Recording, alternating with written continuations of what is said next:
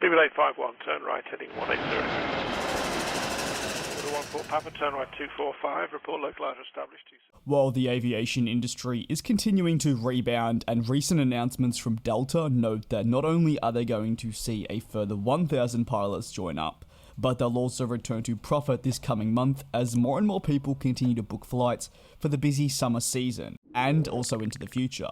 It's incredibly encouraging for Delta and airlines alike after such a bleak period. However, as more and more people book, it isn't as simple as these flights just going ahead with smooth sailing. For American airports, they're also coming out of a 16+ month period where staff were offloaded, and that means they're currently seeing increased demand that they can simply not deal with. This equates to slower processing times through security and check-in, longer queues, and also delays for flights.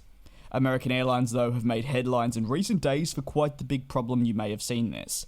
They've announced that they will be cancelling multiple flights over the coming month, with actually just this past weekend that say stretched through to Monday, the airline cancelled well over 400 flights, and delays were hitting almost all their services, in fact 1,000 of them being impacted with delays. They've also noted that they will cancel around 1% of their total flights therefore from now until the middle of July, with roughly 1,000 services being impacted. However, for American, they've made note that they have specifically cancelled flights where there is an easy alternative for travellers to use. This is a slightly positive from the situation that'll impact so many. You might be asking though just why American Airlines would be cancelling so many flights during a period that is theoretically meant to be of heightened importance for the recovery of airlines within the United States. Well, for American Airlines, they don't actually have enough employees. They're able to work shifts on these flights.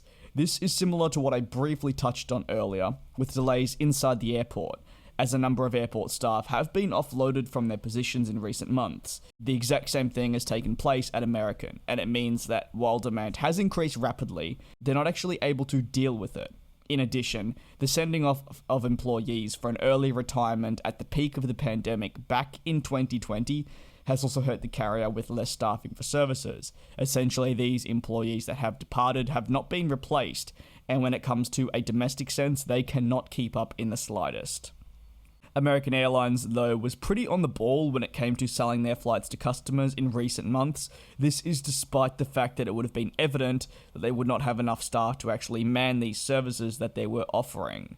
Debt, of course, obviously plays a part in all this, with coming out of a pandemic absolutely crucial, like you've heard me say so many times, to ultimately the recovery for every single airline. That means offering as many flights as possible, selling as many seats as possible to hopefully return to profitability.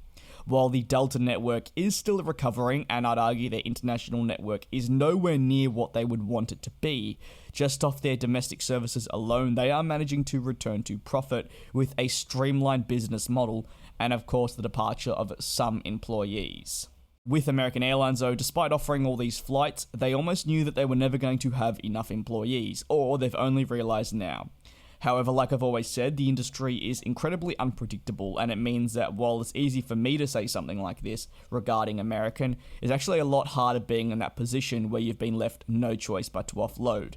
And maybe, and also I think most probably, the demand has returned domestically quicker than probably American Airlines expected.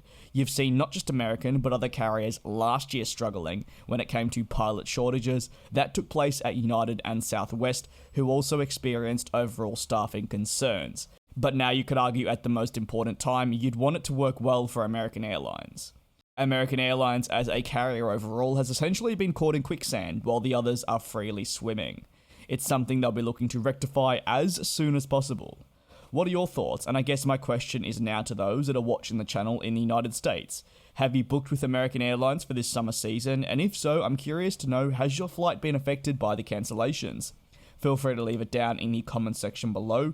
And I'd just like to thank everyone for their continued support on the channel. Videos have been performing exceptionally well, and also the support over on my second channel has indeed been greatly appreciated. Please do take care, be safe, and I very much look forward to you watching another video here on the channel tomorrow.